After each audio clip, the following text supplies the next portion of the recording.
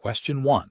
Implementation of a social worker's role in supporting an adult client experiencing significant mental health challenges requires a careful balance between respecting the client's autonomy and ensuring their safety. When a client expresses a desire to avoid professional intervention, despite exhibiting symptoms that suggest a potential risk to themselves or others, what is the most appropriate initial step for the social worker to take?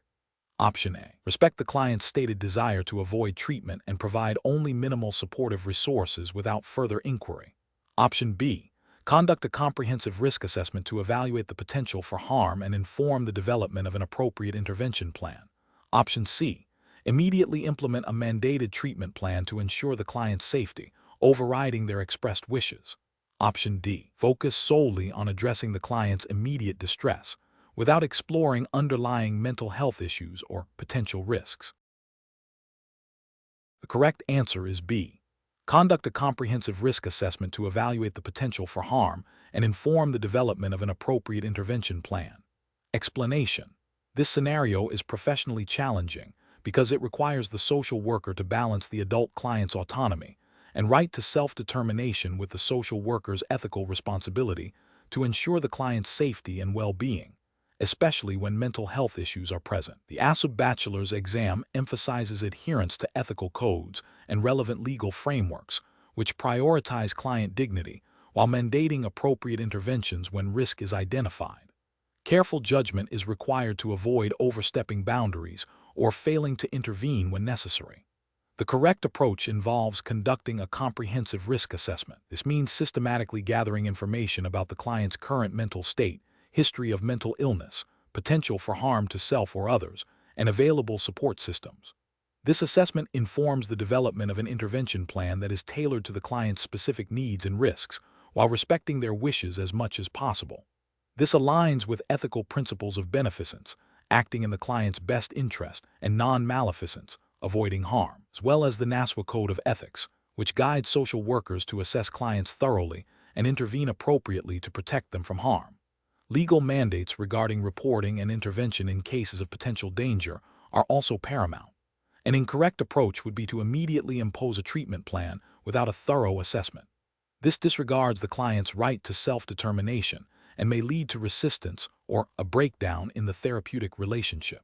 It fails to gather the necessary information to understand the root causes of the client's distress or the specific nature of any potential risks. Another incorrect approach would be to solely rely on the client's stated desire to avoid treatment, even if there are indicators of significant mental health distress or risk.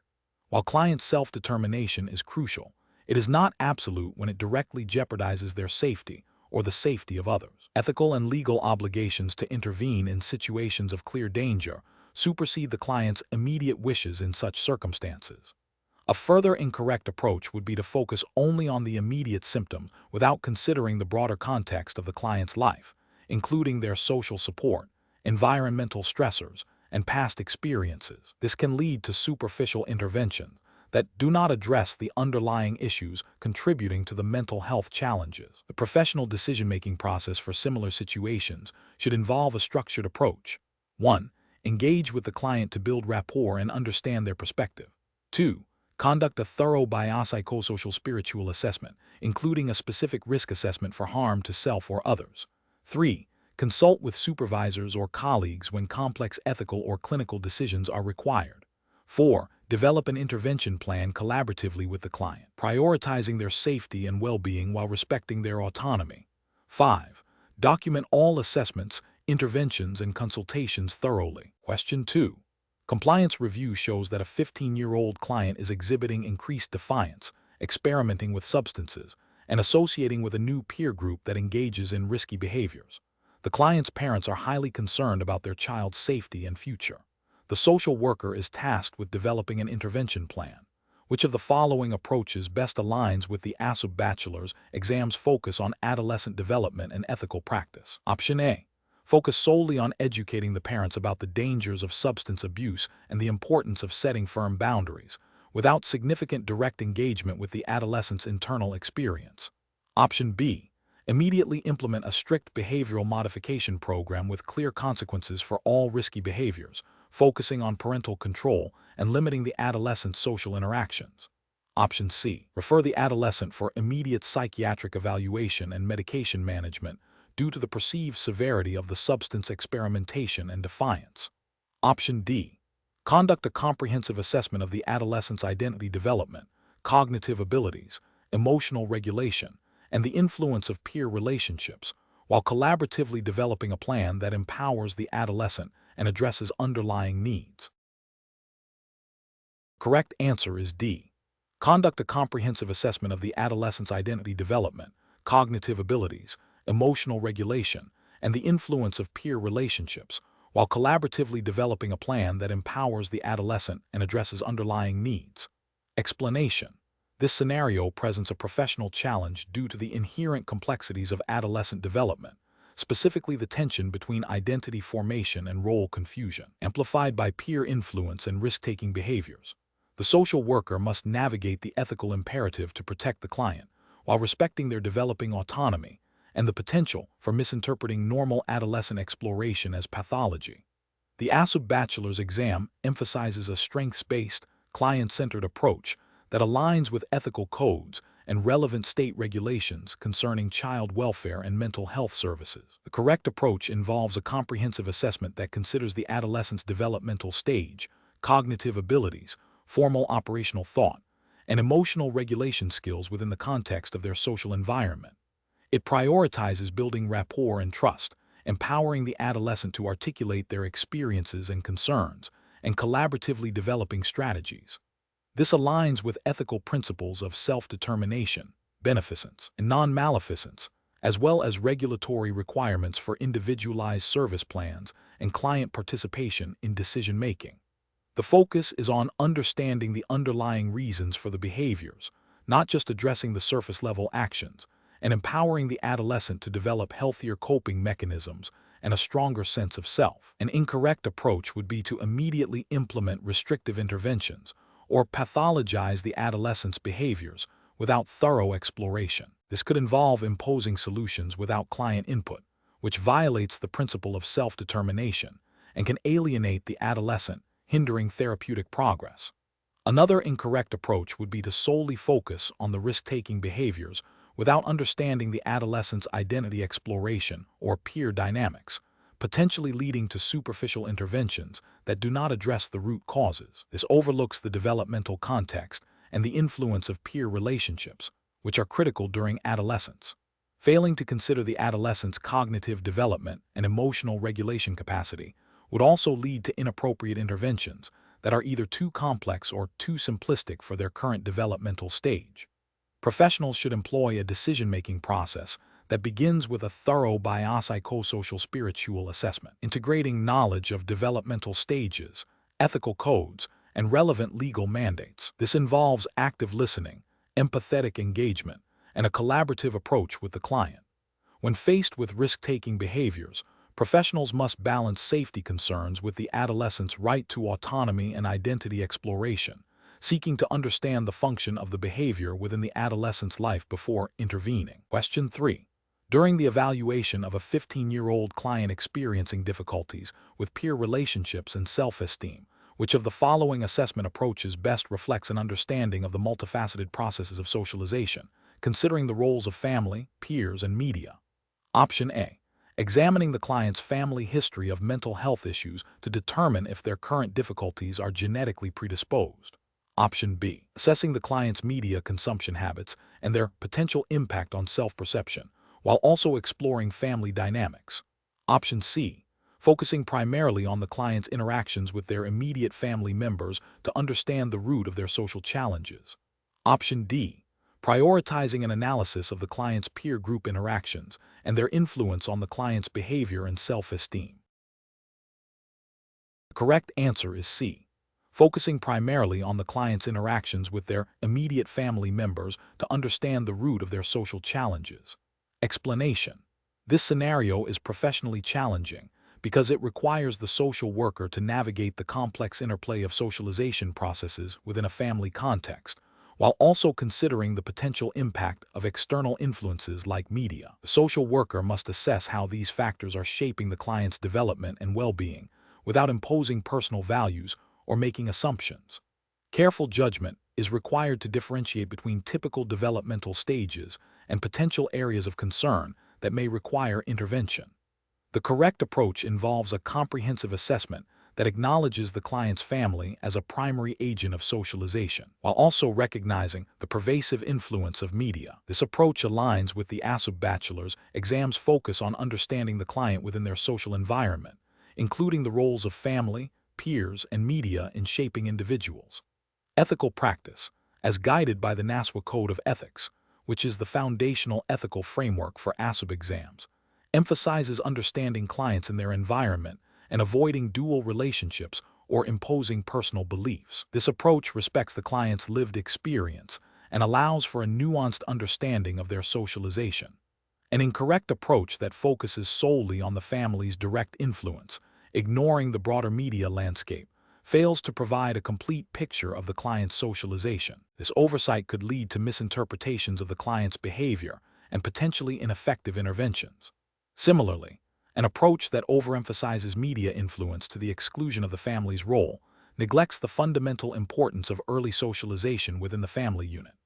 Another incorrect approach might involve the social worker making judgments based on their own perceptions of what constitutes appropriate media consumption or family dynamics, which violates the ethical principle of client self-determination and cultural competence. The professional decision-making process for similar situations should involve a client-centered, strengths-based assessment. This includes actively listening to the client's perspective, gathering information about their family dynamics, peer relationships, and media exposure, and collaboratively identifying areas of concern or strength. The social worker should utilize theoretical frameworks related to socialization and development to inform their understanding, but always prioritize the client's unique experience and context. Question 4. The monitoring system demonstrates a significant increase in the client's social isolation and a decline in their engagement with previously established coping mechanisms, raising concerns about their immediate safety and well-being. The social worker is tasked with determining the most appropriate course of action. Option A. Continue with the existing service plan, as the monitoring system's data is not definitive proof of immediate danger and the client has not explicitly expressed suicidal ideation. Option B. Conduct a comprehensive risk assessment, engage the client in a collaborative safety planning process, and explore their current support systems and coping strategies. Option C. Confront the client directly and demand an explanation for the changes observed by the monitoring system, threatening to terminate services if their behavior does not improve. Option D. Immediately report the client's behavior to law enforcement and child protective services, as the data suggests a potential crisis. The correct answer is B. Conduct a comprehensive risk assessment, engage the client in a collaborative safety planning process, and explore their current support systems and coping strategies. Explanation. This scenario is professionally challenging because it requires the social worker to balance the client's expressed desire for autonomy with the potential risks identified by the monitoring system. The social worker must navigate the complexities of human behavior, specifically the client's coping mechanisms and potential for self-harm, while adhering to professional ethical standards and legal mandates. The core tension lies in respecting the client's right to self-determination versus the duty to protect and ensure safety.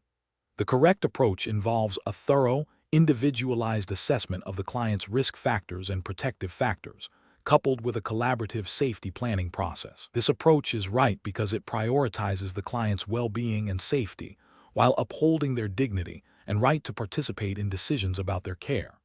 Specifically, it aligns with the NASWA Code of Ethics, which mandates that social workers should promote the client's right to self-determination and also have a responsibility to protect clients from harm. The ethical principle of beneficence, acting in the client's best interest, and non-maleficence, avoiding harm, are central here.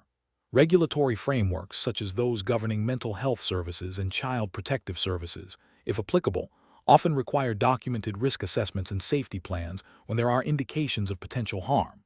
This approach ensures that interventions are evidence-based and client-centered, fostering trust and engagement. An incorrect approach that involves immediately reporting the client's behavior to authorities without further assessment fails to respect the client's autonomy and may escalate the situation unnecessarily.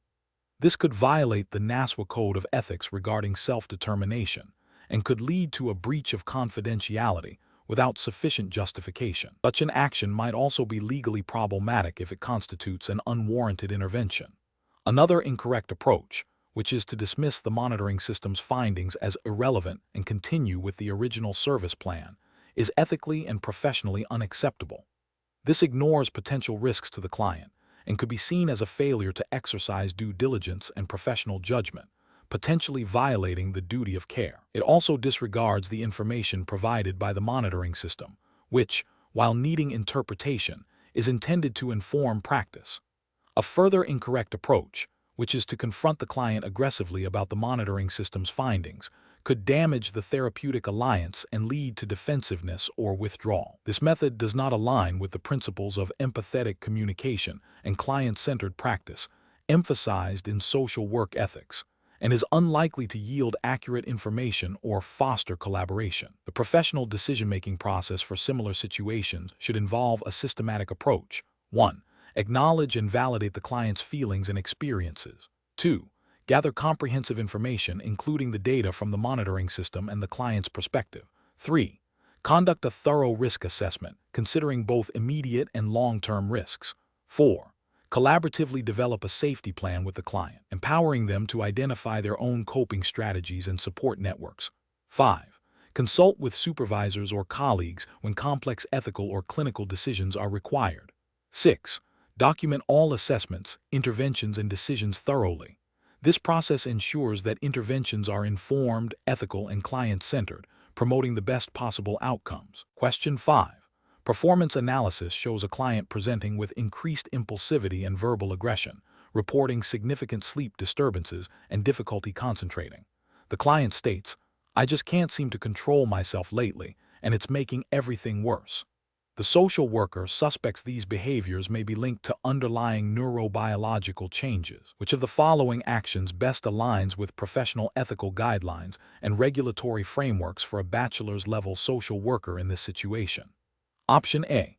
Immediately implement behavioral modification techniques to address the impulsivity and aggression, focusing on consequence-based interventions to deter future outbursts. Option B. Advise the client to seek a psychiatric evaluation and suggest specific psychotropic medications that might alleviate their symptoms, based on the social worker's understanding of neurotransmitter functions.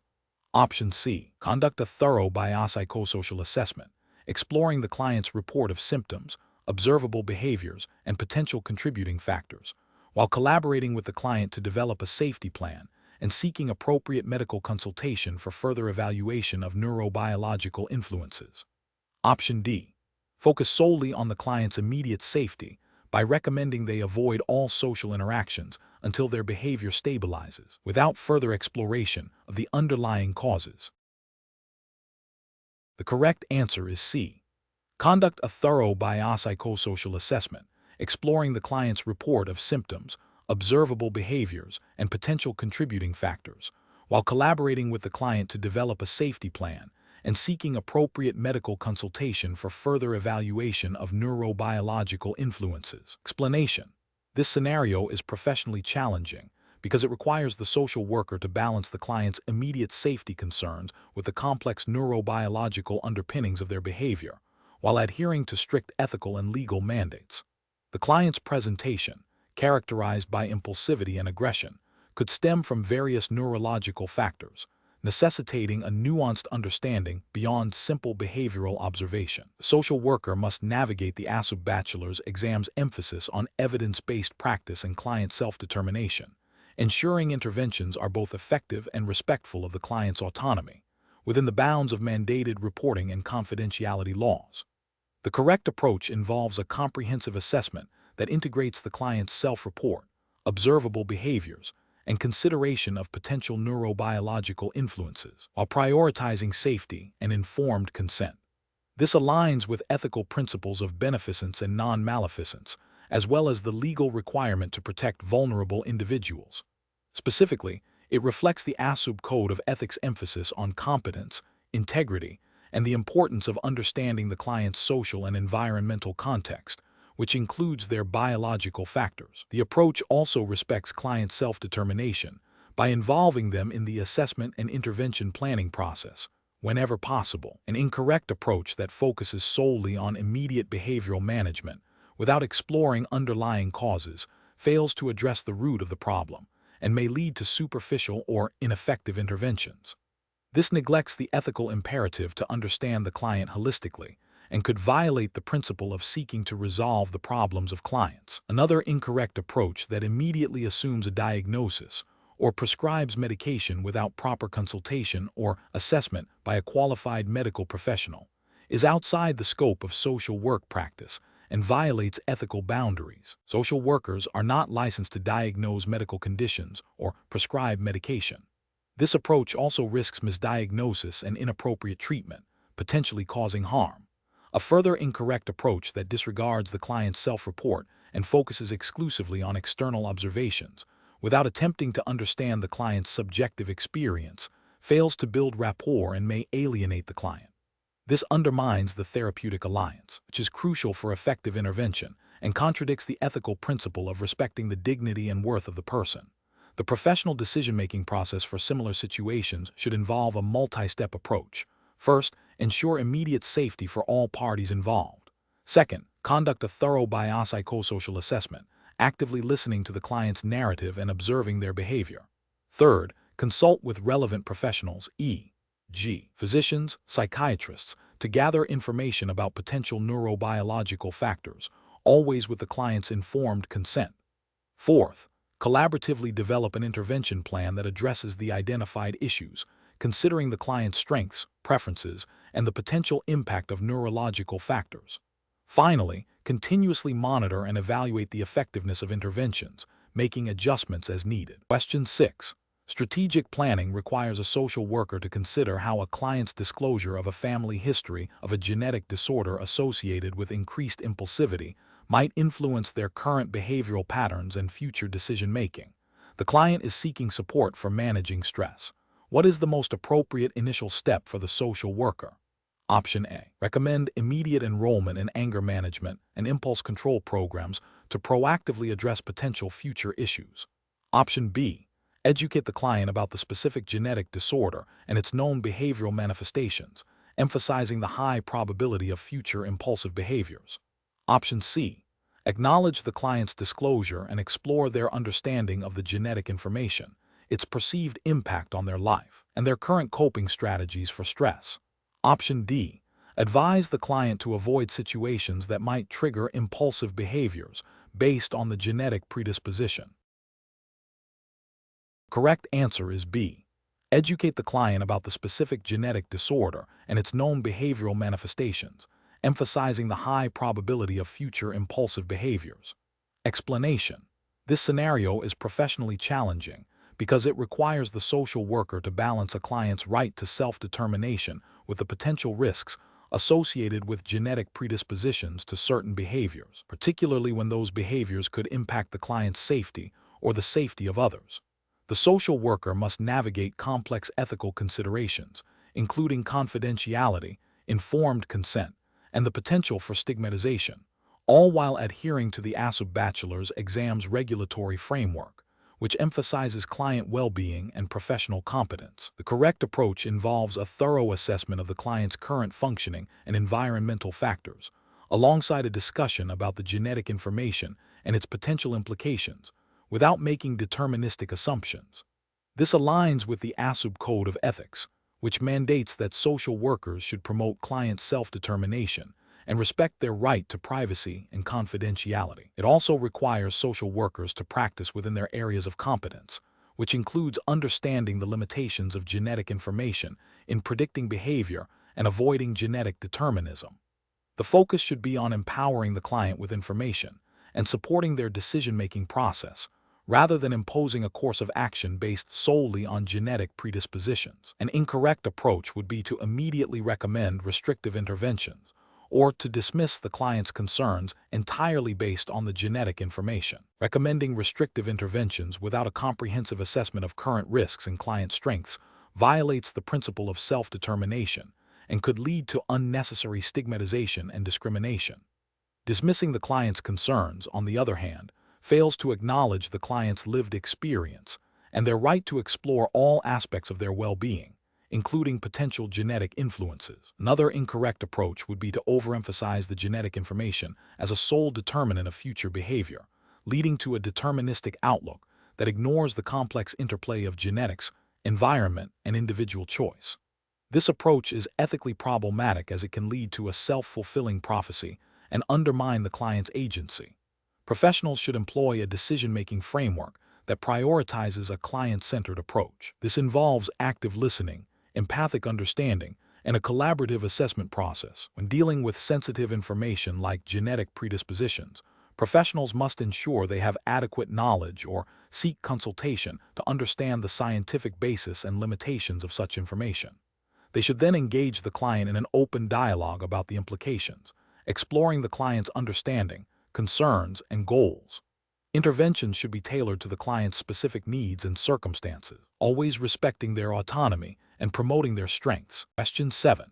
The control framework reveals a social worker observing a 10-month-old infant who exhibits frequent distress and difficulty being soothed by their primary caregiver.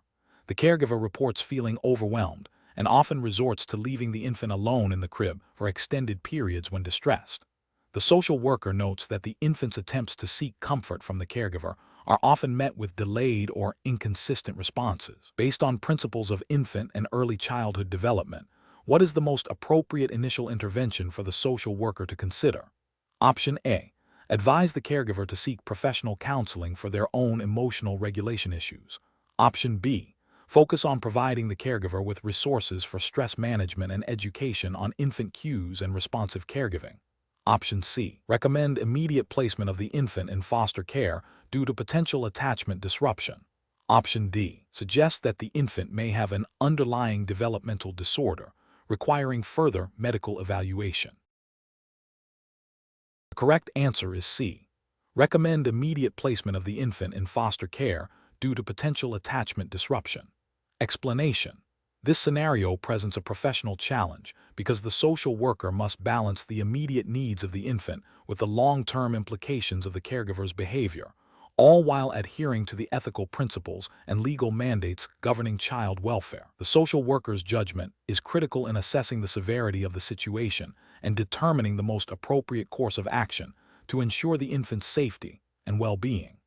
The correct approach involves a thorough assessment of the infant's attachment security and the caregiver's responsiveness, recognizing that early attachment experiences are foundational to social-emotional development. This approach aligns with the ASWB Bachelor's exam's focus on understanding developmental stages and the impact of early experiences. Specifically, it draws upon attachment theory, which posits that secure attachments foster trust, emotional regulation, and healthy social relationships.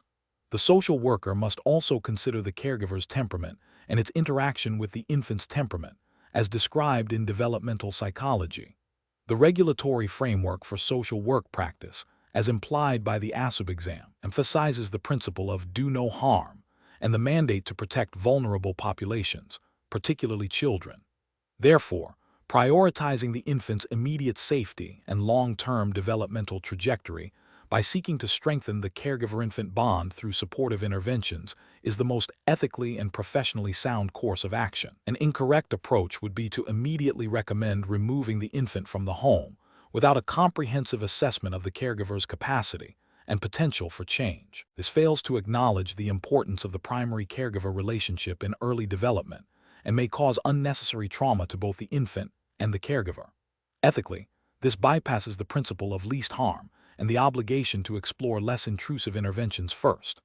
Another incorrect approach would be to solely focus on the caregiver's stated intentions without observing actual interactions and their impact on the infant's behavior and emotional state. This overlooks the critical role of observed responsiveness and attunement in secure attachment formation and could lead to a misjudgment of the situation's severity.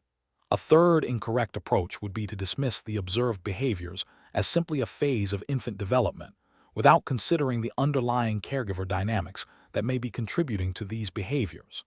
This neglects the interconnectedness of infant development and the caregiving environment, a core tenet of early childhood development principles. Professionals should employ a decision-making framework that begins with a comprehensive assessment of the child's developmental needs and the family's strengths and challenges. This involves gathering information from multiple sources, observing interactions, and applying theoretical knowledge of child development and attachment. The next step is to identify potential risks and protective factors, followed by the development of an intervention plan that prioritizes the child's safety and well-being while aiming to strengthen family functioning. This plan should be collaborative, evidence-based, and regularly reviewed and adjusted as needed. Question 8. Compliance review shows a social worker is conducting an initial assessment of a 9-year-old child experiencing difficulties at school and with peers. The child is generally reserved and has shown a decline in academic performance. The social worker needs to understand the child's perspective on their relationships and school experiences to inform the intervention plan. What is the most ethical and effective approach for the social worker to gather this information? Option A. Use a playful but direct approach, employing games designed to elicit specific details about perceived injustices or problems the child is facing at school and with friends. Option B. Begin by asking the child open-ended questions about their favorite activities, friends, and what they enjoy most about school, gradually introducing questions about challenges as rapport builds. Option C. Directly ask the child about specific conflicts with peers and any reasons they believe they are struggling at school, emphasizing the need for honesty to help them. Option D. Focus primarily on interviewing the child's parents to gather detailed information about the child's behavior and school performance, with minimal direct interaction with the child initially. Correct answer is B. Begin by asking the child open-ended questions about their favorite activities, friends, and what they enjoy most about school, gradually introducing questions about challenges as rapport builds. Explanation. This scenario presents a professional challenge due to the inherent conflict between a child's developing sense of self and their need for privacy, and the social worker's duty to ensure the child's well-being within the family context. Middle childhood is a critical period for identity formation and self-esteem development, heavily influenced by peer relationships and school experiences. Concrete operational thought means children can think logically about concrete events, but abstract reasoning is still developing. This makes them vulnerable to feeling misunderstood or exposed. The social worker must balance the need for information to assess the situation with the child's evolving autonomy and the potential impact on their self-esteem and peer relationships. The correct approach involves a phased, child-centered strategy that prioritizes building rapport and trust with the child before directly probing sensitive areas. This approach acknowledges the child's developmental stage and respects their emerging sense of self. It aligns with the ASWB Code of Ethics, specifically the principles of self-determination, dignity and worth of the person, and the importance of human relationships. By focusing on the child's strengths and experiences in school and with peers, the social worker can gather information indirectly while fostering a positive therapeutic alliance. This method respects the child's privacy and aims to enhance, rather than undermine, their self-esteem and identity formation. An incorrect approach that immediately focuses on perceived problems or directly questions the child about sensitive family issues without establishing rapport fails to consider the child's developmental stage and potential impact on their self-esteem. This can lead to the child becoming defensive, withdrawn, or feeling betrayed, damaging the therapeutic relationship and hindering accurate assessment. Such an approach may violate the ethical principle of avoiding harm and could be seen as intrusive, potentially impacting the child's sense of safety and trust in adults. Another incorrect approach that relies solely on parental reports without attempting to engage the child directly overlooks the child's unique perspective and their developing capacity for self-expression. While parental input is crucial, excluding the child's voice, especially during middle childhood when peer relationships and school experiences are significant, can lead to an incomplete or biased assessment. This can also inadvertently reinforce a feeling of powerlessness in the child, negatively affecting their identity formation and self-esteem. A third incorrect approach that uses leading questions or attempts to manipulate the child into revealing information is ethically unsound and unprofessional. This not only violates the child's right to self-determination and privacy, but also undermines the integrity of the social work process. Such tactics can cause significant psychological distress to the child, damage their trust in the social worker and other adults, and have long-lasting negative effects on their self-esteem and identity development. The professional decision-making process for similar situations should involve a thorough understanding of child development, including the cognitive and psychosocial milestones of middle childhood. Professionals must prioritize building a trusting relationship with the child, employing age-appropriate communication techniques, and respecting the child's privacy and autonomy. Assessment should be a collaborative process, integrating information from multiple sources while always centering the child's experience and well-being. Ethical codes and practice guidelines should be consistently consulted to ensure interventions are both effective and ethically sound. Question 9. The efficiency study reveals that a family from a specific cultural background is utilizing traditional child-rearing practices that differ significantly from mainstream societal norms. The social worker is tasked with conducting a risk assessment for child safety. Which of the following approaches best aligns with professional, ethical, and legal obligations in this situation? Option A. Focus on the differences between the family's practices and mainstream norms, identifying these differences as potential indicators of risk and recommending immediate intervention based on societal standards. Option B. Prioritize understanding the family's cultural beliefs and practices, assessing how these are implemented in relation to child rearing, and then evaluating potential risks to the child's safety within that cultural context. Option C. Defer to the family's cultural practices without independent assessment, assuming that any practice within a cultural context is inherently safe and appropriate for the child. Option D. Immediately report the family to Child Protective Services based on the observation of non-mainstream child-rearing practices, initiating a formal investigation without further assessment of the specific practices. The correct answer is B. Prioritize understanding the family's cultural beliefs and practices, assessing how these are implemented in relation to child rearing, and then evaluating potential risks to the child's safety within that cultural context. Explanation. This scenario is professionally challenging because it requires the social worker to navigate the complex interplay of cultural beliefs and individual well-being within a mandated risk assessment framework. The social worker must balance the client's cultural identity and practices with the legal and ethical obligations to ensure the safety and welfare of the child. A failure to adequately consider cultural influences can lead to misinterpretations of behavior, potentially resulting in inappropriate interventions or a lack of necessary support. Conversely, an overemphasis on cultural relativism without considering potential harm to the child would also be professionally negligent. The ASWB Bachelor's exam emphasizes the importance of cultural competence and ethical practice, requiring social workers to be sensitive to diverse backgrounds while upholding professional standards and legal mandates.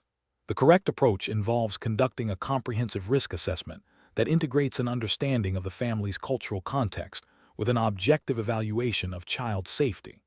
This means actively seeking to understand the family's beliefs, values, and practices related to child rearing and discipline, and then assessing whether these practices, within their cultural framework, pose an actual risk of harm to the child according to established child protection standards.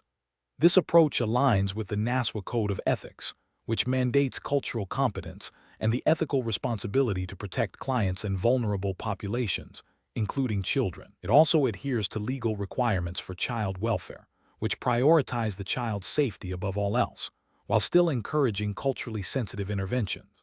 An incorrect approach that focuses solely on the perceived deviation from dominant cultural norms without understanding the cultural context risks imposing external values and judgments, potentially leading to a biased assessment and unnecessary intervention. This fails to acknowledge the validity of diverse cultural practices and can alienate the family, hindering any potential for positive engagement and support. Ethically, this approach violates the principle of respecting client dignity and worth. Another incorrect approach that prioritizes cultural practices above all else, even when there is evidence of potential harm to the child, is also professionally unacceptable. This approach neglects the fundamental ethical and legal duty to protect vulnerable individuals, particularly children, from harm. It represents a failure to conduct a thorough risk assessment and can have severe consequences for the child's safety and well-being, violating core social work principles and legal mandates. The professional decision-making process for similar situations should involve a multifaceted approach. First, gathering information about the family's cultural background and practices through open-ended, non-judgmental questioning. Second, consulting with cultural liaisons or supervisors knowledgeable about the specific cultural group, if available. Third, objectively evaluating the gathered information against established child protection risk factors and indicators of harm, considering the cultural context, but not allowing it to obscure potential dangers.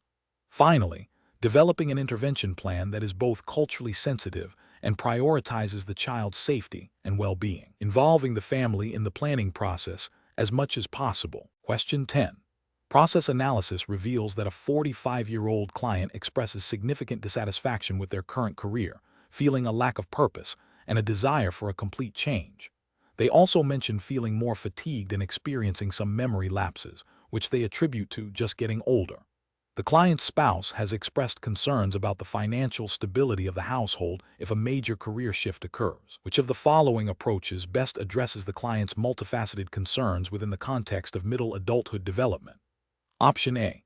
Immediately support the client's desire for a career change, helping them to draft a resume and identify potential new job opportunities, while downplaying their concerns about physical and cognitive changes as a typical midlife crisis.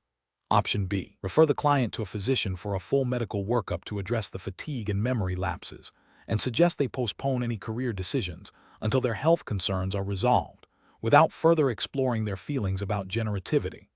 Option C. Facilitate a comprehensive exploration of the client's career aspirations, including an assessment of their skills, interests, and the feasibility of a career change, while also exploring their perceptions of physical and cognitive changes, and collaboratively discussing the family's financial concerns and potential support systems. Option D. Encourage the client to focus on finding ways to increase job satisfaction in their current role, suggesting that midlife career changes are often disruptive and may not lead to lasting fulfillment, and advise them to accept the physical and cognitive changes as a normal part of aging. The correct answer is C. Facilitate a comprehensive exploration of the client's career aspirations, including an assessment of their skills, interests, and the feasibility of a career change, while also exploring their perceptions of physical and cognitive changes, and collaboratively discussing the family's financial concerns and potential support systems. Explanation. This scenario is professionally challenging because it requires the social worker to navigate the complex interplay of Erickson's generativity vs.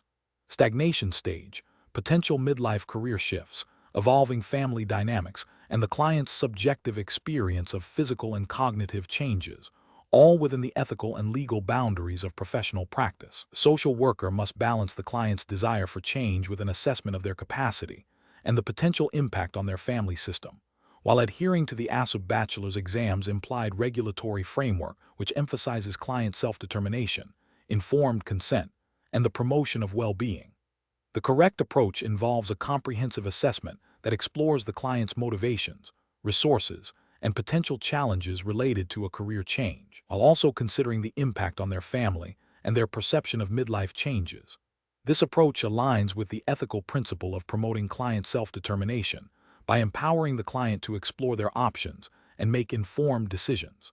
It also reflects the ethical responsibility to assess for potential risks and benefits, ensuring that any proposed changes are in the client's best interest and do not lead to stagnation or harm. The ASWB Code of Ethics, which guides the bachelor's exam, stresses the importance of understanding the client within their environment and facilitating growth and development.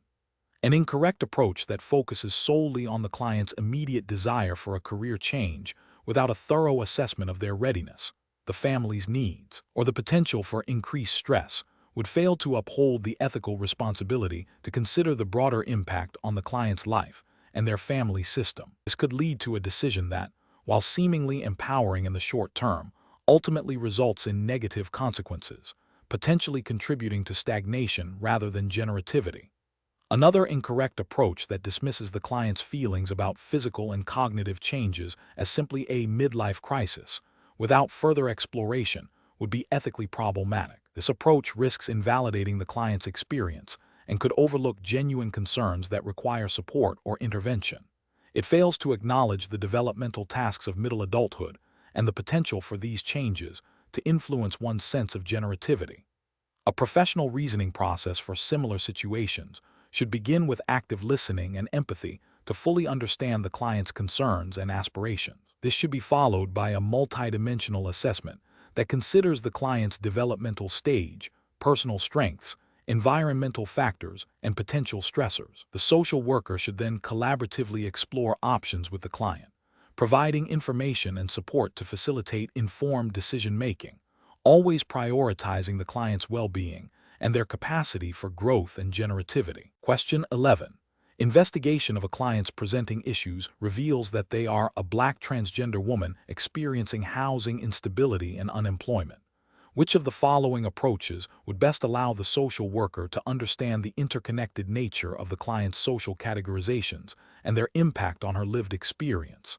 Option A. Concentrating the assessment on the client's gender identity and the specific discrimination faced by transgender individuals. Option B. Prioritizing the assessment of the client's socioeconomic status and its direct correlation with housing and employment challenges. Option C. Conducting an impact assessment that examines how the client's race, gender identity, and socioeconomic status intersect to create unique barriers and experiences of discrimination. Option D. Focusing the assessment primarily on the client's racial identity and its historical impact on Black communities. The correct answer is C. Conducting an impact assessment that examines how the client's race, gender identity, and socioeconomic status intersect to create unique barriers and experiences of discrimination. Explanation. This scenario is professionally challenging because it requires a social worker to move beyond a single lens of understanding a client's experience and instead recognize the complex interplay of multiple social identities. The client's situation is not solely defined by their race, or their socioeconomic status, or their gender identity, but by the unique ways these identities intersect and create specific forms of disadvantage and discrimination. A failure to acknowledge this intersectionality can lead to incomplete assessments, ineffective interventions, and a perpetuation of systemic inequities. The correct approach involves conducting an impact assessment that explicitly considers how the client's intersecting social categorizations, race, class, gender identity, and potentially others like disability or sexual orientation, create unique barriers and experiences of oppression. This approach aligns with the ASWB Bachelor's exam's emphasis on cultural competence and ethical practice, which necessitates understanding clients within their full social context, specifically ethical standards for social workers, as outlined by the National Association of Social Workers, NASWA, Code of Ethics, mandate that social workers should not discriminate against clients and should strive to understand the cultural and social context of their clients. This includes recognizing how systems of oppression, such as racism, classism, and sexism, can intersect to impact a client's well-being and access to resources. An impact assessment focused on intersectionality allows for a more nuanced understanding of the client's needs and the development of more targeted and effective support strategies.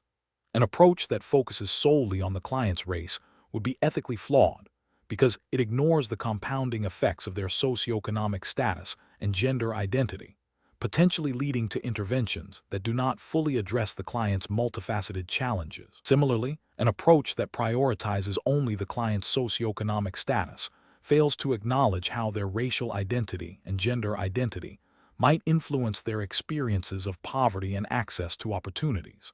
An approach that solely addresses the client's gender identity overlooks the distinct disadvantages they may face due to their race and class. All these singular-focused approaches represent a failure to adhere to the ethical imperative of comprehensive client assessment and a lack of understanding of systemic oppression, as described in the NASWA Code of Ethics. The professional decision-making process for similar situations should begin with a commitment to self-awareness regarding one's own biases and assumptions. Then, it involves actively seeking to understand the client's lived experience from their perspective, utilizing a strengths-based and culturally sensitive framework. This includes asking open-ended questions that allow clients to articulate the various dimensions of their identity and how these dimensions shape their challenges. The social worker should then analyze how societal structures and power dynamics, as they relate to the client's intersecting identities, contribute to their current situation. Finally, interventions should be developed collaboratively with the client, informed by this intersectional understanding, to ensure they are relevant, respectful, and effective. Question 12. The performance metrics show a young adult client expressing significant distress regarding their romantic relationship, which is impacting their ability to focus on career development and emerging adult responsibilities. The client is adamant about not involving their parents in the situation and is resistant to any suggestions that involve external intervention beyond the current therapeutic relationship. The social worker must determine the most appropriate course of action. Option A. Advise the client that their relationship issues are a normal part of emerging adulthood and that they should focus on their career development, as these personal matters are secondary to their professional goals at this stage. Option B. Engage the client in a collaborative discussion to explore the specific concerns within the relationship, assess potential risks and safety, and brainstorm coping strategies and potential solutions, while respecting their stated desire to keep their parents out of the immediate discussion. Option C. Suggest that the client end the relationship immediately, as relationship distress is a clear impediment to healthy development and career progression. Option D. Immediately contact the client's parents to inform them of the situation, believing that parental guidance is essential for a young adult navigating such relationship challenges. The correct answer is B. Engage the client in a collaborative discussion to explore the specific concerns within the relationship, assess potential risks and safety, and brainstorm coping strategies and potential solutions, while respecting their stated desire to keep their parents out of the immediate discussion. Explanation: this scenario is professionally challenging because it requires the social worker to balance the client's expressed desire for independence with the ethical obligation to ensure their safety and well-being, particularly when dealing with emerging adulthood and the complexities of relationship dynamics. The social worker must navigate the client's developmental stage, where they are asserting autonomy while still potentially needing support and guidance. The ASWB Bachelor's exam emphasizes adherence to ethical codes and relevant state laws governing social work practice. The correct approach involves a comprehensive assessment of the client's situation, including their support systems, understanding of risks, and capacity for self-care, while respecting their autonomy. This aligns with the ASWB Code of Ethics, specifically the sections on self-determination and informed consent. The social worker should engage in collaborative problem-solving with the client, exploring options and potential consequences, and ensuring the client understands the risks and benefits of their choices. This approach upholds the client's right to make their own decisions, while ensuring the social worker fulfills their duty of care. An approach that immediately involves the parents without the client's consent would be a violation of the client's right to self-determination and confidentiality, as outlined in the ASWB Code of Ethics. This could also undermine the therapeutic relationship and the client's trust in the social worker. An approach that dismisses the client's concerns about their partner's behavior due to their age would be a failure to adequately assess the situation and could overlook potential signs of unhealthy relationship dynamics or even abuse, which is a critical ethical failure. The social worker has a responsibility to explore all presenting issues, regardless of the client's age or perceived maturity. An approach that focuses solely on the client's career development without addressing the significant impact of their relationship dynamics on their overall well-being would be an incomplete assessment and intervention. While career development is important in emerging adulthood, it is often intertwined with personal relationships and emotional stability. The professional decision-making process for similar situations should involve a thorough assessment of the client's strengths, needs, and risks, with a primary focus on respecting client self-determination. When potential risks are identified, the social worker should engage the client in a discussion about these risks and explore strategies for mitigation, involving collateral contacts only with the client's informed consent. Unless there is an imminent risk of harm that necessitates breaking confidentiality, according to legal and ethical guidelines. Question 13. The evaluation methodology shows that a client struggling with consistent attendance at support group meetings has expressed a strong desire for a small monetary reward each time they attend. The social worker is considering how to best motivate the client for sustained engagement. Option A. Solely provide a small monetary reward for each attendance, without further discussion of other benefits. Option B. Refuse to offer any monetary rewards and insist that the client focus solely on the intrinsic value of attending support groups. Option C. Suggest that the client's desire for monetary rewards indicates a lack of genuine commitment and explore alternative interventions unrelated to attendance. Option D. Agree to provide a small monetary reward for each attendance, while also discussing the personal benefits of attending, such as improved social connections and a sense of accomplishment. The correct answer is D. Agree to provide a small monetary reward for each attendance, while also discussing the personal benefits of attending, such as improved social connections and a sense of accomplishment. Explanation. This scenario presents a professional challenge because it requires the social worker to balance the client's expressed desire for external rewards with the ethical imperative to foster genuine, internal motivation for positive change. The social worker must consider the client's autonomy and their current level of functioning, while also promoting long-term well-being, which is often more sustainable when driven by intrinsic factors. The ASWB Bachelor's exam emphasizes ethical practice and the application of theoretical knowledge to real-world situations. The correct approach involves acknowledging the client's request for tangible rewards, while gently guiding them towards understanding the internal benefits of their progress. This approach respects the client's immediate needs and preferences, extrinsic motivation, but also strategically introduces the concept of intrinsic rewards, such as increased self-esteem, improved relationships, or a sense of accomplishment, which are more likely to lead to sustained behavioral change. This aligns with ethical principles of client self-determination and promoting client welfare by fostering the development of internal coping mechanisms and a sense of agency. The social worker's role is to facilitate growth, not merely to provide incentives. An incorrect approach would be to solely focus on providing external rewards without addressing the underlying reasons for the client's behavior or exploring their internal motivators. This might satisfy the client in the short term, but fails to equip them with the internal drive necessary for long-term success, and can create dependency on external validation. Ethically, this approach could be seen as a failure to promote client self-sufficiency and may not be in the client's best long-term interest. Another incorrect approach would be to dismiss the client's request for external rewards outright and insist only on focusing on intrinsic motivation. While promoting intrinsic motivation is a goal, a rigid refusal to acknowledge or incorporate the client's expressed desires can alienate them, damage the therapeutic alliance, and undermine their sense of autonomy. This could be perceived as paternalistic and may hinder engagement in the helping process. The professional decision-making process for similar situations involves a phased approach. First, actively listen to and validate the client's expressed needs and desires, including their preference for extrinsic motivators. Second, explore the underlying reasons for these preferences and the client's current understanding of motivation. Third, collaboratively identify goals and discuss various strategies for achieving them, introducing the concept of intrinsic rewards as complementary to or a natural outcome of progress. Fourth, continuously assess the client's engagement and adjust the approach as needed, always prioritizing the client's well-being and autonomy within ethical boundaries. Question 14.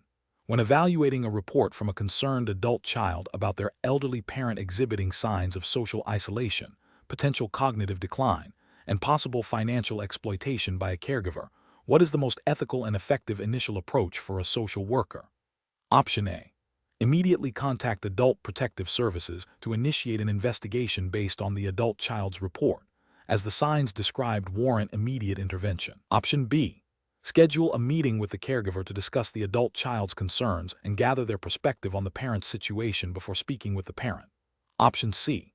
Conduct a comprehensive in-home assessment of the elderly parent, directly interviewing them about their well-being, living situation, and financial management, while also observing for any signs of abuse or neglect and seeking their consent for any collateral contacts.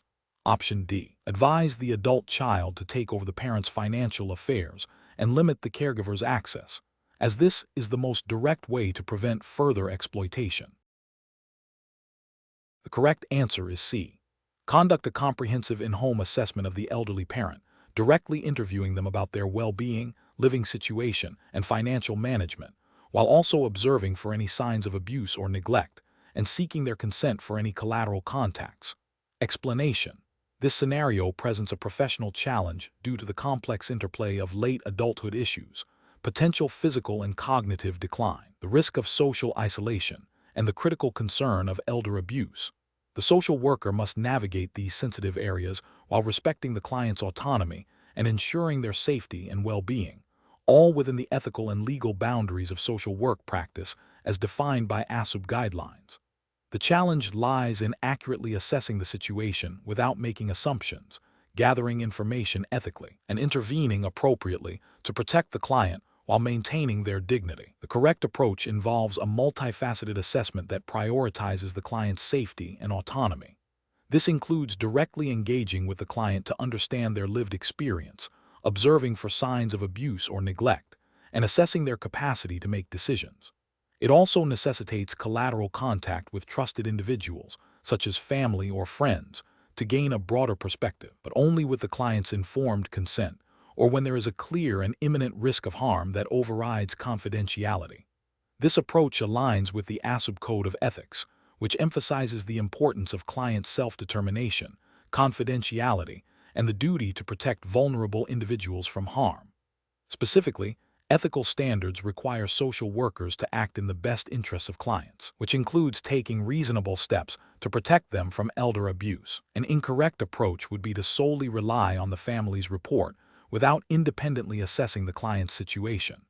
This fails to uphold the client's right to self-determination and can perpetuate elder abuse if the family is the source of the problem. Ethically, social workers must conduct their own assessments and not delegate this responsibility to others, especially when abuse is suspected.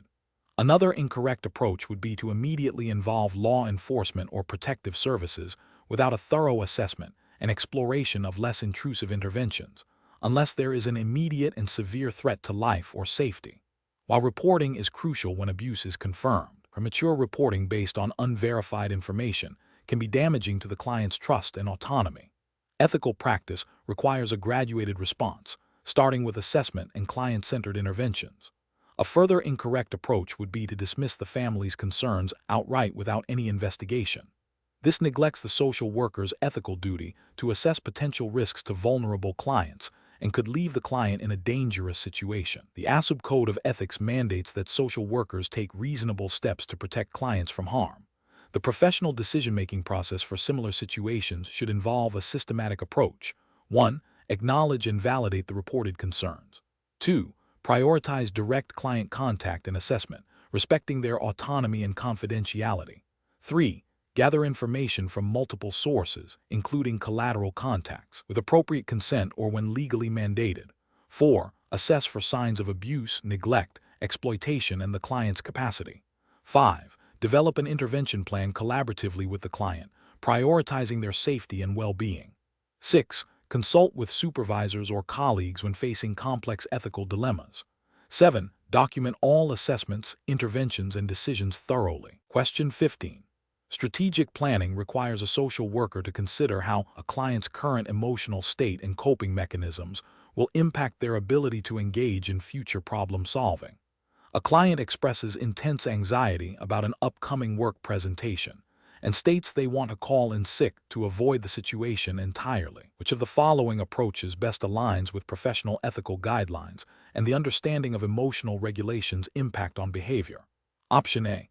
Tell the client that their anxiety is an overreaction and that they need to simply push through the discomfort to be successful. Option B. Agree to help the client draft an email to their supervisor calling in sick, focusing solely on alleviating their immediate anxiety. Option C. Validate the client's anxiety and explore the short-term relief avoidance might provide, while also gently introducing the idea that this pattern may hinder their ability to manage future stressful situations and develop effective coping skills. Option D. Immediately encourage the client to confront their fear by practicing the presentation in session, regardless of their current level of distress. The correct answer is C. Validate the client's anxiety and explore the short-term relief avoidance might provide, while also gently introducing the idea that this pattern may hinder their ability to manage future stressful situations and develop effective coping skills. Explanation. This scenario presents a professional challenge because the social worker must balance the client's immediate emotional distress with the long-term implications of their emotional regulation strategies. The client's reliance on avoidance, while providing temporary relief, hinders their ability to develop adaptive coping mechanisms, potentially leading to more significant issues later. The social worker's role is to facilitate the client's growth and well-being, which includes helping them understand and manage their emotions effectively, rather than simply alleviating immediate discomfort. This requires a nuanced approach that acknowledges the client's current experience while guiding them toward more sustainable solutions. The correct approach involves validating the client's feelings of overwhelm and distress, then gently introducing the concept that while avoidance offers short-term relief, it can impede long-term emotional processing and problem-solving. This aligns with ethical principles of client self-determination and promoting client welfare by empowering them with skills for managing their emotions. The ASWB Bachelor's exam emphasizes the importance of understanding how emotions impact behavior and the need for clients to develop healthy emotional regulation strategies. This approach respects the client's current emotional state while ethically guiding them toward a more functional and resilient emotional landscape. An incorrect approach that focuses solely on immediate symptom reduction without addressing the underlying emotional regulation pattern fails to uphold the principle of promoting client welfare. By simply agreeing to help the client avoid the situation, the social worker reinforces an unhealthy coping mechanism, potentially exacerbating the client's difficulties in the long run. This neglects the professional responsibility to equip clients with the tools they need for sustained well-being. Another incorrect approach that immediately pushes the client to confront their emotions without acknowledging their current distress can be perceived as invalidating and may lead to increased anxiety or a sense of being overwhelmed. This disregards the client's emotional state and can damage the therapeutic alliance, hindering progress. Ethical practice requires a sensitive and gradual approach to emotional exploration. A third incorrect approach that dismisses the client's emotions as simply overreacting is unprofessional and unethical. It invalidates the client's subjective experience and fails to recognize the impact of emotions on behavior. This judgmental stance undermines the therapeutic relationship and prevents the social worker from effectively assisting the client in understanding and managing their emotional responses. The professional decision-making process in such situations involves active listening to understand the client's emotional experience, validating their feelings, and then collaboratively exploring the function and consequences of their current coping strategies.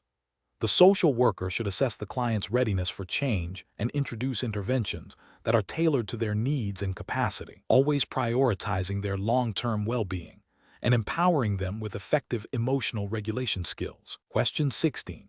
Analysis of a social worker's intervention with an adolescent client struggling with academic motivation and social isolation, considering the client's expressed desire to withdraw from school activities versus the social worker's assessment of the client's potential for positive peer engagement and academic success. Which of the following best reflects a developmentally informed and ethically sound approach? Option A. Suggesting that the client focus on solitary hobbies and interests, as this may be a more appropriate developmental stage for them given their current social difficulties. Option B. Collaboratively exploring the client's feelings about school and social activities, identifying specific barriers to engagement, and brainstorming potential solutions that align with the client's expressed interests and capabilities, while offering resources and support for increased participation. Option C. Accepting the client's decision to withdraw from activities as a sign of their current emotional state and focusing solely on providing comfort without exploring underlying issues or alternative solutions. Option D. Directly advising the client that withdrawing from activities is not in their best interest and outlining the negative long-term consequences, then creating a structured plan for them to re-engage. The correct answer is B. Collaboratively exploring the client's feelings about school and social activities, identifying specific barriers to engagement, and brainstorming potential solutions that align with the client's expressed interests and capabilities, while offering resources and support for increased participation. Explanation. This scenario presents a professional challenge because the social worker must balance the client's immediate need for support with the ethical imperative to promote self-determination and avoid paternalism. The social worker's judgment is crucial in determining the most effective and ethical intervention, considering the client's developmental stage and cognitive capacity. The correct approach involves empowering the client to make informed decisions about their own life, aligning with the ASWB Bachelor's exam's emphasis on client self-determination and strengths-based practice. This approach recognizes that individuals, regardless of their challenges, possess inherent worth and the capacity for growth and decision-making. Ethical guidelines, such as those found in the National Association of Social Workers, NASWA, Code of Ethics, mandate that social workers respect the inherent dignity and worth of the person and promote self-determination. This means providing information, exploring options, and supporting the client's choices, even if they differ from what the social worker might personally recommend, as long as those choices do not pose an imminent danger to self or others. An incorrect approach would be to impose a solution based on the social worker's own judgment or assumptions about what is best for the client. This violates the principle of self-determination and can be seen as paternalistic, undermining the client's autonomy and potentially fostering dependency. Another incorrect approach would be to offer a solution that is overly simplistic or does not address the underlying developmental issues, failing to provide comprehensive and developmentally appropriate support. This neglects the social worker's responsibility to assess needs thoroughly and intervene effectively. A further incorrect approach might involve avoiding the situation altogether due to discomfort or uncertainty, which constitutes a failure to provide necessary services and uphold professional responsibilities. The professional decision-making process in such situations requires a thorough assessment of the client's strengths, needs, and developmental stage. The social worker should engage in active listening, explore the client's perspective and goals, and collaboratively develop an intervention plan. This process should be guided by ethical principles, legal mandates, and an understanding of relevant human development theories, ensuring that interventions are client-centered, empowering, and promote the client's well-being and autonomy. Question 17. Governance review demonstrates that a community advisory board, tasked with developing recommendations for local youth services, is exhibiting signs of groupthink. Several members consistently defer to the opinions of a few vocal individuals, and there is a noticeable lack of challenge to potentially biased assumptions about certain youth populations. As a social worker facilitating this board, what is the most ethical and effective approach to address this situation? Option A.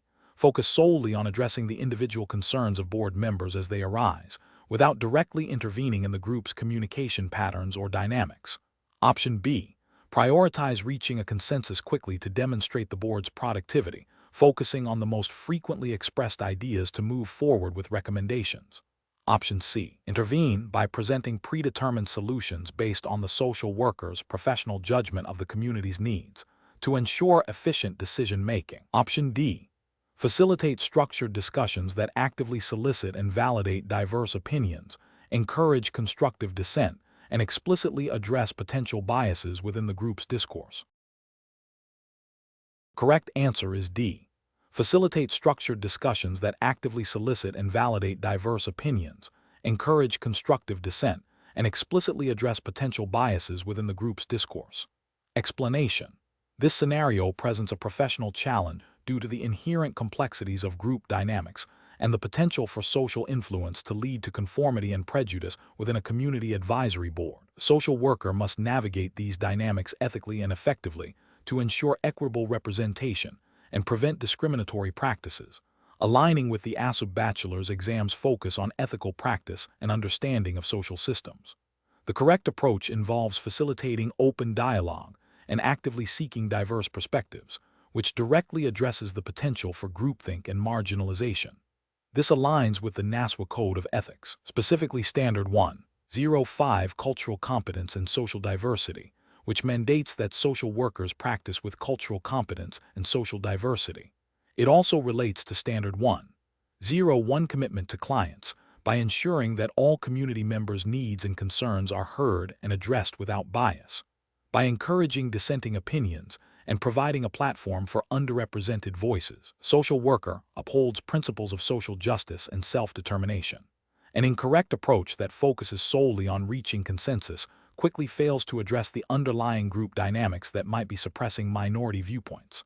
This could lead to a situation where the dominant group's opinions are perceived as the consensus, thereby reinforcing existing prejudices or discriminatory practices without critical examination. This violates the ethical principle of social justice by not actively working to dismantle oppression and discrimination. Another incorrect approach that involves imposing solutions based on the perceived majority opinion ignores the potential for prejudice to influence the group's decision-making. This bypasses the crucial process of understanding the diverse needs and experiences within the community, potentially leading to policies or actions that are harmful or inequitable to certain subgroups.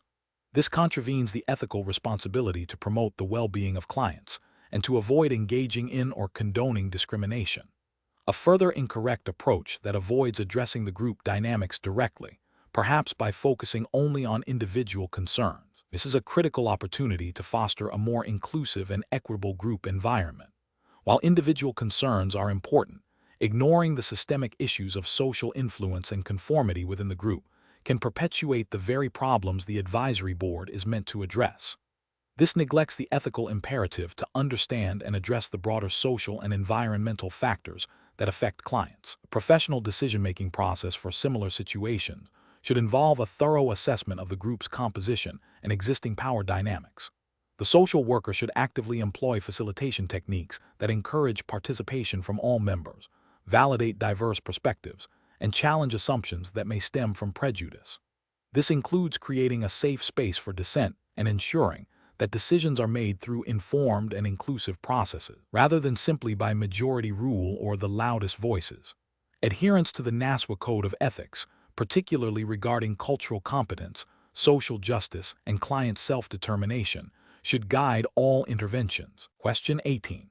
Process analysis reveals a social worker is meeting with a client who expresses significant distress and makes vague statements about not being able to take it anymore. The social worker feels a strong sense of urgency to intervene immediately to prevent potential harm. What is the most appropriate approach for the social worker to take in this situation? Option A.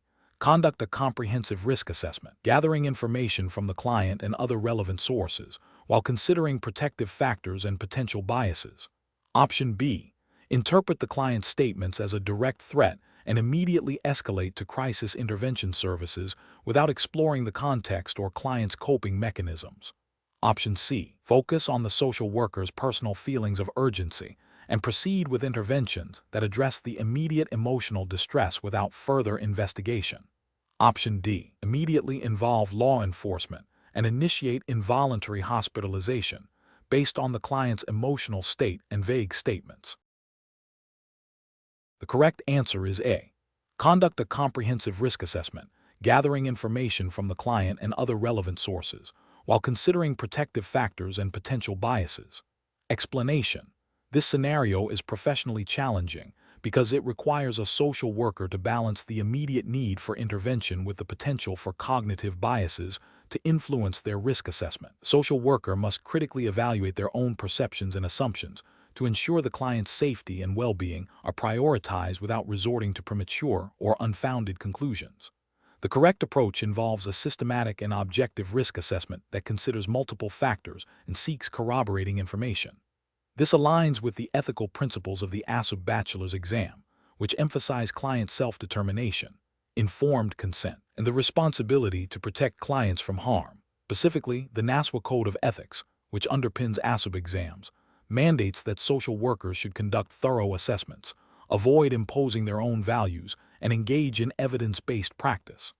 A systematic risk assessment, which includes gathering information from various sources and considering the client's strengths and protective factors, is the most ethically sound and professionally responsible method. An incorrect approach that relies solely on the client's initial emotional presentation risks falling prey to the availability heuristic, where readily available, emotionally charged information, the client's distress, disproportionately influences judgment, potentially leading to an overestimation of immediate danger. This fails to adhere to the ethical requirement for a comprehensive assessment and could lead to unnecessary or inappropriate interventions, infringing on the client's dignity and autonomy. Another incorrect approach that focuses primarily on the social worker's personal feelings of unease, without objective data, demonstrates a failure to separate personal emotional responses from professional judgment. This could be influenced by confirmation bias, where the social worker seeks out information that confirms their initial feeling of concern, rather than objectively evaluating all available evidence. This approach neglects the ethical imperative to base interventions on a thorough and objective assessment of the client's situation. Finally, an approach that prematurely labels the client as a danger based on limited information, without exploring underlying causes or protective factors, exhibits a premature closure bias. This prevents a nuanced understanding of the situation and can lead to stigmatization and a failure to provide appropriate support. A professional decision-making process in such situations should involve a multi-stage approach. First, gathering comprehensive information from the client and other relevant sources. Second, analyzing this information objectively, considering potential biases. Third, identifying specific risks and protective factors. And fourth, developing an intervention plan that is tailored to the client's unique circumstances and promotes their safety and well-being. Question 19. Research into a client's presentation reveals behaviors that are unusual within the social worker's cultural frame of reference, but are described by the client as deeply rooted in their family's spiritual traditions and ancestral practices. The social worker is considering a diagnosis using the DSM-5. Which of the following approaches best reflects the ASWB Bachelor's exam's emphasis on diagnostic criteria and cultural consideration? Option A. Seek to reframe the client's culturally influenced behaviors to align with more conventional expressions of mental health, as this will facilitate a clearer DSM-5 diagnosis. Option B. Thoroughly assess the client's behaviors against DSM-5 criteria, actively exploring how cultural beliefs and practices might influence symptom presentation and interpretation, and consulting the DSM-5 cultural formulation guidelines. Option C. Focus on the client's distress and impairment, applying DSM-5 criteria without significant consideration for cultural context, assuming that mental health disorders manifest universally. Option D. Prioritize the objective manifestation of symptoms and apply DSM-5 diagnostic criteria directly, as cultural explanations may be a way for the client to avoid acknowledging a mental health issue. The correct answer is B. Thoroughly assess the client's behaviors against DSM-5 criteria, actively exploring how cultural beliefs and practices might influence symptom presentation and interpretation, and consulting the DSM-5 cultural formulation guidelines. Explanation. This scenario is professionally challenging because it requires the social worker to navigate the complexities of cultural expression versus potential psychopathology, a common ethical and diagnostic dilemma. The ASWB Bachelor's exam emphasizes the importance of culturally sensitive assessment and the accurate application of diagnostic criteria, particularly within the framework of the DSM-5. Professionals must avoid imposing their own cultural biases or making assumptions about behavior that may be normative within a client's cultural context. The correct approach involves a thorough assessment that integrates cultural considerations directly into the diagnostic process, as outlined by the DSM-5 emphasis on cultural formulation. This approach recognizes that cultural factors can influence the expression, perception, and reporting of symptoms.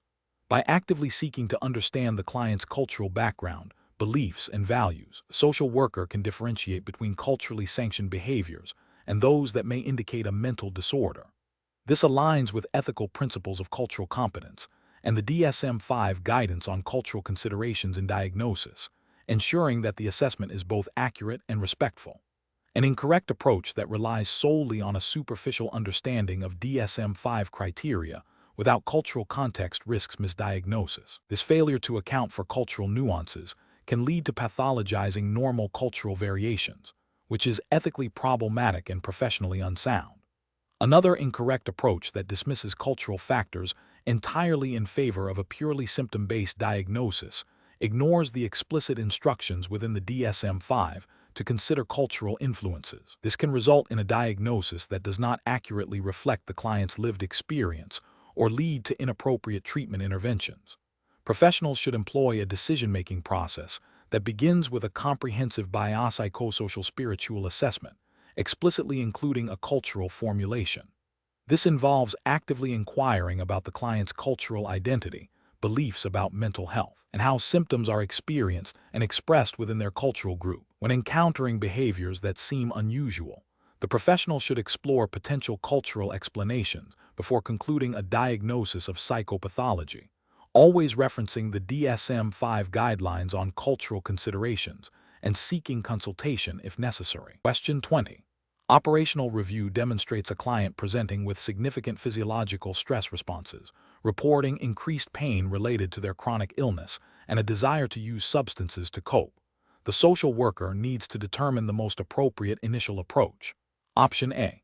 Immediately focus on crisis intervention techniques to de-escalate the client's immediate distress, deferring discussions about chronic illness and substance use to a later session. Option B. Prioritize addressing the client's chronic illness symptoms exclusively, assuming that managing their physical health will resolve their stress and substance use urges. Option C. Conduct a comprehensive biopsychosocial assessment, exploring the client's current coping mechanisms, the impact of their chronic illness on their stress response, and their substance use patterns, while collaboratively developing a plan that addresses immediate needs and long-term goals. Option D. Mandate that the client cease all substance use immediately to address the physiological stress responses, regardless of potential withdrawal symptoms or impact on chronic illness management. The correct answer is C. Conduct a comprehensive biopsychosocial assessment, exploring the client's current coping mechanisms, the impact of their chronic illness on their stress response, and their substance use patterns, while collaboratively developing a plan that addresses immediate needs and long-term goals. Explanation: this scenario is professionally challenging because it requires the social worker to balance the client's immediate distress with the long-term implications of their substance use and chronic illness, all while adhering to ethical and regulatory guidelines. The client's physiological responses to stress, exacerbated by chronic illness and substance use, can significantly impair their judgment and ability to engage in treatment planning. Careful judgment is required to ensure interventions are both supportive and effective, respecting the client's autonomy while promoting their well-being. The correct approach involves a comprehensive assessment that acknowledges the interplay between the client's physiological responses, chronic illness, and substance use. This approach prioritizes establishing a safe and trusting relationship, understanding the client's current coping mechanisms, and collaboratively developing a plan that addresses all identified needs. This aligns with the ASWB Bachelor's exam's emphasis on client-centered practice, ethical considerations regarding informed consent and client self-determination, and the understanding of biopsychosocial factors influencing client well-being. Specifically, ethical standards require social workers to assess clients holistically, recognizing that physical health conditions and substance use are interconnected and impact mental and emotional states. Interventions must be tailored to the client's current capacity and readiness for change. An incorrect approach that focuses solely on immediate crisis intervention, without addressing the underlying chronic illness and substance use, fails to provide comprehensive care. This neglects the interconnectedness of the client's presenting issues and may lead to a superficial resolution that does not promote long-term stability or well-being. Ethically, this approach could be seen as not fully meeting the client's needs or failing to advocate for appropriate resources. Another incorrect approach that involves immediately mandating abstinence from substances without considering the client's physiological dependence and the impact on their chronic illness management is also professionally unacceptable. This approach disregards the complexities of addiction and the potential for severe withdrawal symptoms, which could further destabilize the client's health and create an unsafe situation. It fails to acknowledge the client's current physiological state and the need for a phased, medically informed approach to substance use treatment. A third incorrect approach that involves solely focusing on the client's chronic illness and disregarding the impact of their substance use overlooks a significant contributing factor to their current distress and physiological responses. This fragmented approach fails to address the full spectrum of the client's challenges and may lead to ineffective treatment for the chronic illness itself, as untreated substance use can exacerbate many chronic conditions. The professional decision-making process for similar situations should involve a thorough biopsychosocial assessment, prioritizing client safety and stability. This includes understanding the client's current physiological state, their history of chronic illness and substance use, and their perceived needs and goals. Collaboration with the client is paramount in developing a treatment plan that is realistic, achievable, and addresses all identified issues in a coordinated manner.